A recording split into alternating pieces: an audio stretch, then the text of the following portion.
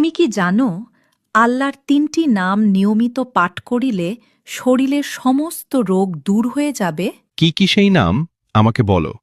আমি নিয়মিত পাঠ করব। আমার শরীর অনেক অসুস্থ। ১.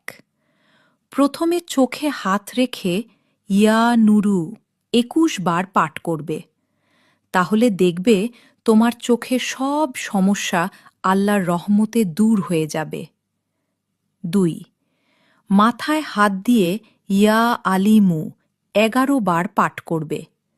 তাহলে দেখবে তোমার মাথার যত সমস্যা আল্লাহর রহমতে দূর হয়ে যাবে। ৩.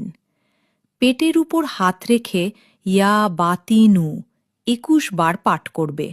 তাহলে দেখবে তোমার পেটের সব রোগ দূর হয়ে যাবে ইনশাআল্লাহ। ভিডিওটি সবাই শেয়ার করে অন্যদের দেখার সুযোগ করে দিবেন। আল্লাহর রহমতে ও আপনার উছিলায় একজন অসুস্থ মানুষ সুস্থ হলে আপনিও অনেক ছোয়াব পাবেন ইনশাআল্লাহ।